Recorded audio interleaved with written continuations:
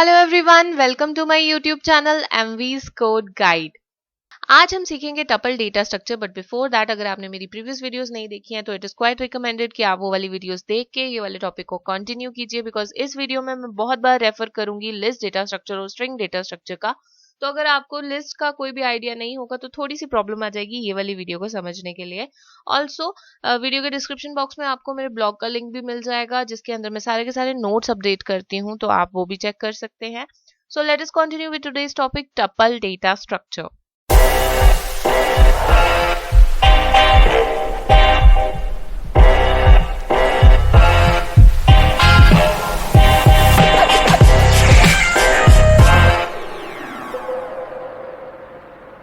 Tuple data structure जो है हमारे पास, it is exactly same as a list data structure except that tuple is immutable. Immutable का मतलब होता है आप कोई ऑब्जेक्ट क्रिएट कर रहे हो, उसके बाद आप उसमें कोई भी चेंजेस नहीं ला सकते हो, तो it becomes read only version, क्योंकि आप उस डेटा को देख सकते हो, आप उस डेटा को यूज कर सकते हो, बट आप उस डेटा को चेंज नहीं कर सकते। बाकी it is exactly same as list, तो it becomes the read only version of the list। Tuple को हम एक immutable version of list भी कह सकते हैं, क्योंकि जो भी changes टपल और लिस्ट में होते हैं that is because of the immutability factor only। तो अगर आपके पास प्रोग्रामिंग में ऐसी रिक्वायरमेंट है कि आपका data throughout the program same रहने वाला है, कांस्टेंट रहने वाला है, then you can use tuple for that purpose.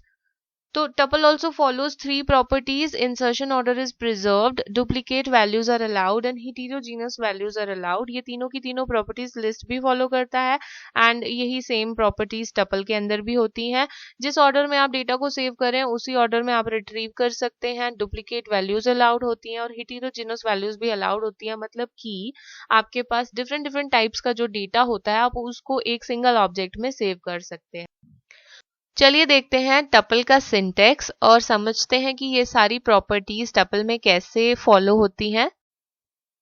तो टपल को बनाने के लिए हमारे पास जो सिंटेक्स होता है वो होता है कि जो भी वैल्यूज आपको टपल के अंदर डालनी है उसको एनक्लोज करना होता है आपको पैरेंथेसिस के अंदर। जैसे लिस्ट में हम स्क्वायर ब्रैकेट्स यूज कर रहे थे, टपल में हम पैरेंथेसिस यूज करते हैं। जो भी डेटा आपको डालना है आपको इन पैरेंथेसिस के अंदर रखना है और इंडिविजुअल एलिमेंट्स को आपने कॉमा से सेपरेट करना है, जैसे आप टपल में जैसे आप लिस्ट में कर रहे थे वैसे ही टपल में भी करेंगे। तो ये बन गया हमारा टपल। ये एक छोटी सी एग्जांपल आपको बता रही हूँ। टाइप ऑफ टी चेक करेंगे तो आ जाएगा टपल। ओके, तो जो भी डेटा आप ले रहे हैं that should be enclosed inside the parenthesis and separated by comma. ये बन गया सिंटेक्स। अब देखते हैं कि हमारे पास जो प्रॉपर्टीज हैं वो कैसे फॉलो हो रही हैं। तो देखिए मैंने डेटा सेव किया है पहले 10, 20, 30, 40, 50।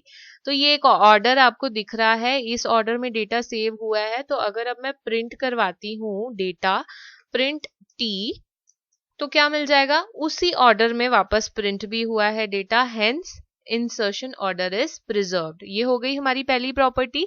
Now let us try to save duplicate values inside a tuple so that we can prove the second property. तो मैं 10, 10, 10 ले रही हूं। अब अगर मैं प्रिंट करवाती हूँ टी, तो क्या प्रिंट हो गया, ओ सॉरी टी में तो मैंने कुछ और सेव किया है। नाउ इट इज T2, तो प्रिंट T2। T2 के अंदर क्या है, 10, 10, 10, यानी डुप्लीकेट वैल्यूज भी अलाउड हैं, तो सेकेंड प्रॉपर्टी भी प्रूव हो गई। Third property is heterogeneous values are allowed, so let us save heterogeneous values inside tuple, let it be T3। heterogeneous values में मैं ले रही हूँ सपोज एक इंटीजर, एक फ्लोट वैल्यू, एक कॉम्प्लेक्स वैल्यू। आप भूलना मत कि कॉम्प्लेक्स भी एक डेटा टाइप है जो कि इंपॉर्टेंट डेटा टाइप ही है पाइथन में अलग सा। So this is Boolean value and I am gonna take a string value as well Python. तो यहाँ पे मैंने 5 फंडामेंटल डेटा टाइप्स जो हैं, पांचों के पांचों फंडामेंटल डेटा टाइप्स का डेटा जो है वो सेव किया है inside a single tuple object. Now let us print this data T3। तो heterogeneous वैल्यूज भी इस टपल ऑब्जेक्ट में अलाउड हैं, यहाँ पे प्रूव हो गया है। Third property, heterogeneous values are allowed। Now let us see what are the different ways to create a tuple object. The first way to create a tuple is creating an empty tuple. T is equal to empty parenthesis. तो इस तरीके से एक empty tuple create होता है। जैसे हम एक लिस्ट क्रिएट कर रहे थे एम्प्टी स्क्वायर ब्रैकेट्स के साथ में, वैसे एक टपल क्रिएट कर सकते हैं, एम्प्टी टपल क्रिएट कर सकते हैं एम्प्टी पैरेंथेसिस को यूज करके। I will show you an example. तो मैं एक एम्प्टी टपल क्रिएट कर रही हूँ। This is an empty tuple. Now if I try to print the type of t, it is empty tuple. Okay, तो एक एम्प्टी टपल हमने यहाँ पे अभी क्रिएट कर लिया है। अगर हमें एम्प्टी लिस्ट क्रिएट करनी होती तो हम स्क्वायर ब्रैकेट्स ले रहे थे और यहाँ पे हम पैरेंथेसिस ले रहे हैं। But now if you see, it is of no use. क्यों? क्योंकि जब एक टपल ऑब्जेक्ट एम्प्टी है और हमें पता है कि टपल ऑब्जेक्ट जो है वो इम्यूटेबल होता है, तो अब हम इसमें कोई चेंजेस परफॉर्म कर नहीं सकते हैं। It is empty and now we can not perform any changes inside this object. तो what is the use of this object? Nothing at all. आप इसमें कोई डेटा रीड कर ही नहीं सकते हैं क्योंकि इसमें कोई डेटा है ही नहीं है।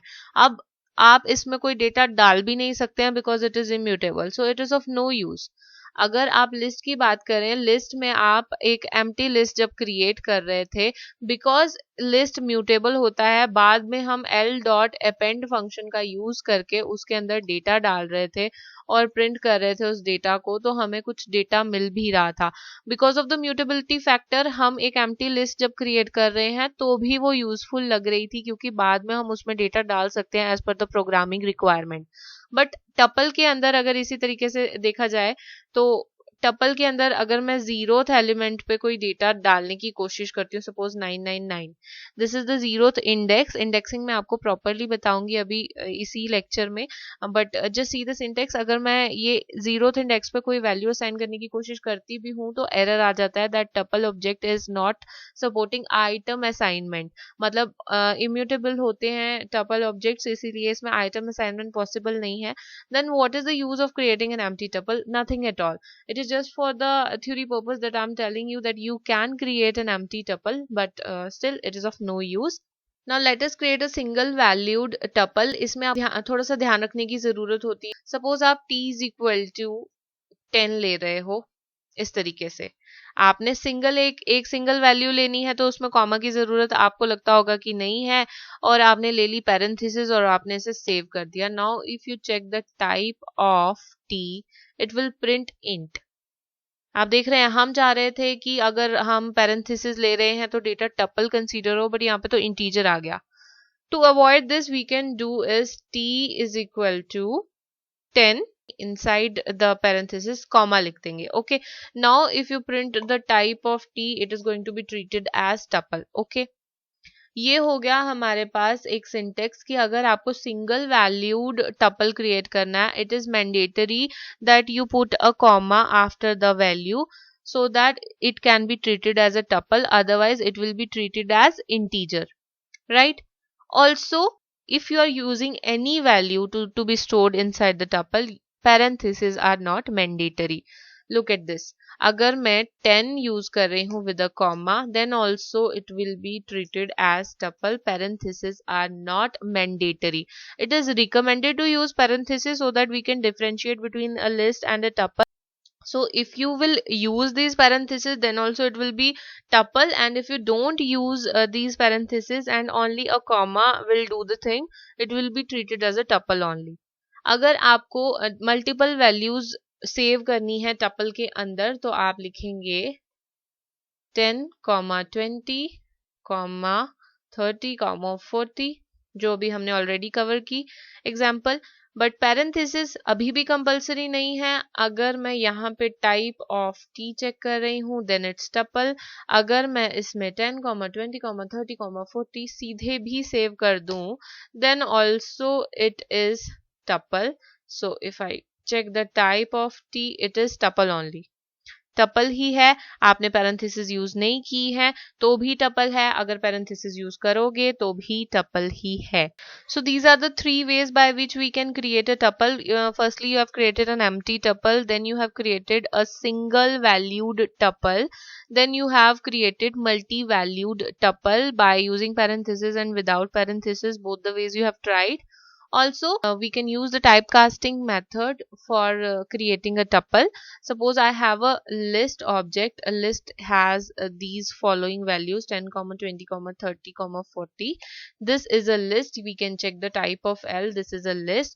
And now if we want to convert this list into tuple, we can do that by using the tuple typecasting function. As we have list typecasting function and हमने बहुत सारे type casting functions already cover किए हैं. जो भी हमारे पास data type का नाम होता है उसी नाम से टाइप कास्टिंग फंक्शंस भी होते हैं.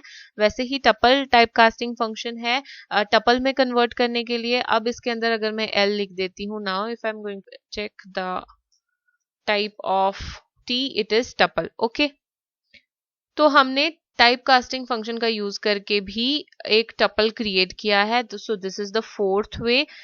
खाली लिस्ट ही नहीं, आप अगर रेंज ऑब्जेक्ट क्रिएट कर रहे हैं, suppose r is equal to range of anything 0 से लेकर 101 तक, 0 से लेकर 101 तक अगर आप क्रिएट कर रहे हैं एक रेंज, तो this becomes a range object. If you check the type of r, it is a range object.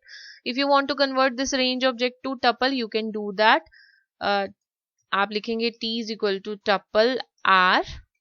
Now if you want to convert a range to tuple, you can use a typecasting function. And now if you check the type of t, it is again tuple. Okay, now let us print the value of t so that we can see कि range में क्या आया था जो tuple में convert हो गया है. ये सारी की सारी वैल्यूज जो थी वो पहले रेंज में क्रिएट हुई, रेंज ऑब्जेक्ट के अंदर होंगी, और अब हमने उसे कन्वर्ट कर दिया टपल में. और यहाँ से हम एक डेटा को देख के कैसे पता लगा रहे हैं कि ये टपल डेटा है, क्योंकि ये सारा का सारा डेटा जो है वो एनक्लोज्ड है विद इन पैरेंथेसिस. आप देख पा रहे हैं, it is starting with the parenthesis and it is ending with the end parenthesis. तो ये हमारा टपल डेटा है. So the four ways by which we can create a tuple is creating an empty tuple like this, creating single valued tuple in which parentheses are optional but the value should end with the comma so that it is not treated as integer. Then we saw how to create multi-valued tuples. Parentheses is again optional, and we can also use tuple function to create tuple object. Okay. Next is how to access the elements of a tuple. Okay, जैसे हमने list में सीखा था वैसे ही हमारे पास tuple में भी accessing के लिए दो मेथड्स हैं. या तो आप इंडेक्स का यूज करके एक्सेस कर लो एलिमेंट्स को, या आप स्लाइस ऑपरेटर का यूज कर लो. सपोज मेरे पास ये डेटा है, एक एग्जांपल शो कर रही हूँ आपको. ये हेटेरोजेनस डेटा मैंने लिया है, तो ये डेटा है मेरे पास टपल के अंदर, मैंने इसे सेव किया है. तो क्या होता है, जैसे हमारे पास स्ट्रिंग में मेमोरी ब्लॉक्स क्रिएट हो रहे थे, जैसे हमारे पास लिस्ट में मेमोरी ब्लॉक्स क्रिएट हो रहे थे, वैसे ही टपल में भी मेमोरी ब्लॉक्स क्रिएट होंगे. हर एक वैल्यू के लिए एक एक मेमोरी ब्लॉक क्रिएट होगा. यहाँ पे हमारे पास 6 वैल्यूज है टपल के अंदर, तो 6 मेमोरी ब्लॉक्स क्रिएट होंगे मेमोरी के अंदर. हर एक वैल्यू जो है एक एक मेमोरी ब्लॉक में जाके स्टोर हो जाएगी. और हर एक मेमोरी ब्लॉक का अपना अपना एक इंडेक्स वैल्यू होता है. पॉजिटिव इंडेक्स शुरू होता है 0 से लेकर 5 तक ये पॉजिटिव इंडेक्सिंग हो जाएगी and it is growing towards the forward direction. और नेगेटिव इंडेक्सिंग शुरू होती है -1 से लेकर -6 तक ये नेगेटिव इंडेक्सिंग चलेगी इन द बैकवर्ड डायरेक्शन. आप देख सकते हैं हर एक मेमोरी ब्लॉक का एक अपना यूनिक इंडेक्स वैल्यू है. तो इस इंडेक्स वैल्यू की मदद से ही हम डेटा को रिट्रीव करते हैं, not on the basis of the data, on the actual data. तो इसकी वजह से ही हमें बहुत ज़्यादा हेल्प मिलती है इंसर्शन ऑर्डर को मेंटेन करने में, डुप्लीकेट वैल्यूज को इंसर्ट करने में लिस्ट और टपल के अंदर. आप देख रहे हैं इस डेटा के अंदर 2 बार 10 है, यानी डुप्लीकेट वैल्यूज हैं, 2 बार 10 है.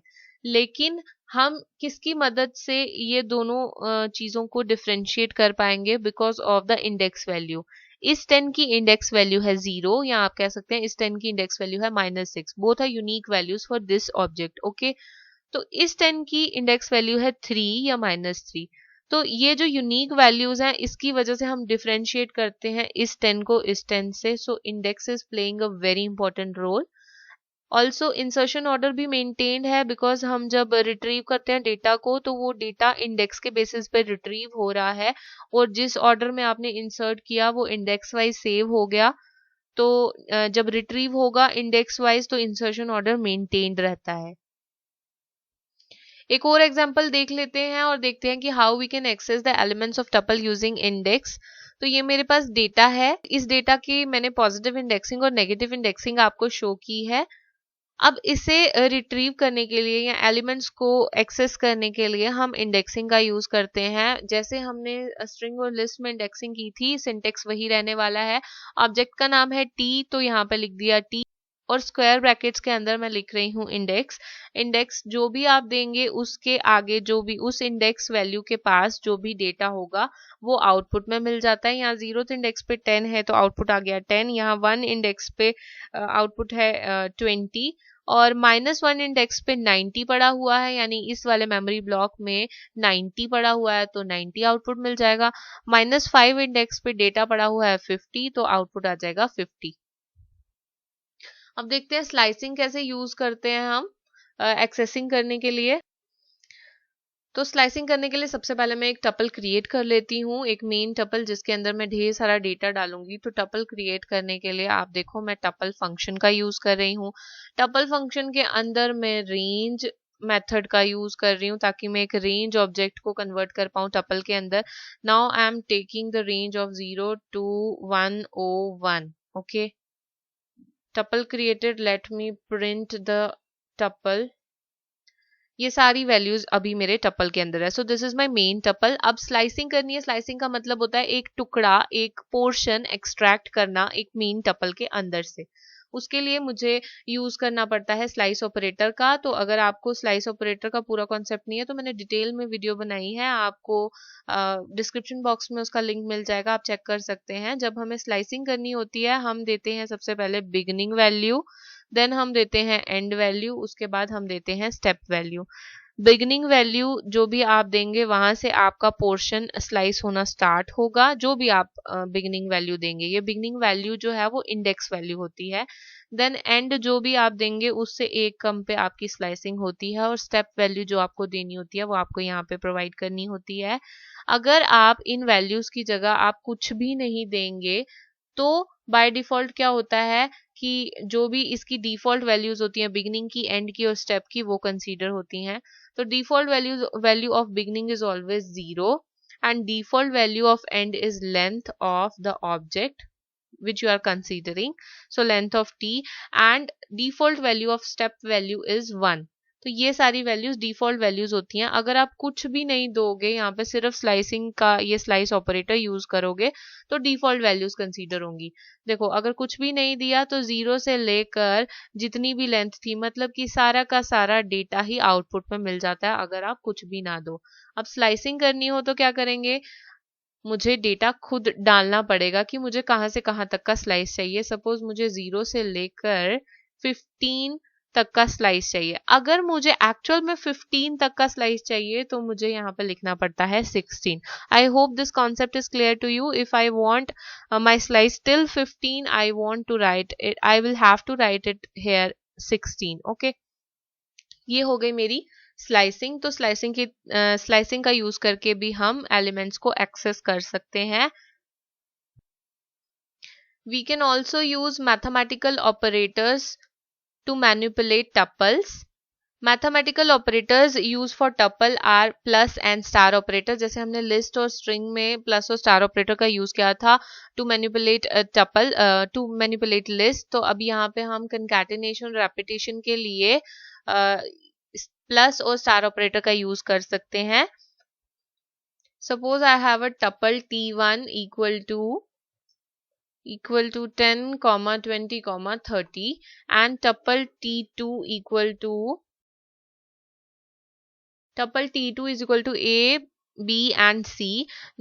if I want to concat these two tuples, t3 equal to t1 plus t2, तो ये दोनों की दोनों जो टपल्स हैं वो कंकैट हो जाएंगी, जुड़ जाएंगी। और अगर मैं प्रिंट करवाती हूँ t2 t3 को तो ये सारा का सारा डेटा एक ही टपल के अंदर आ गया।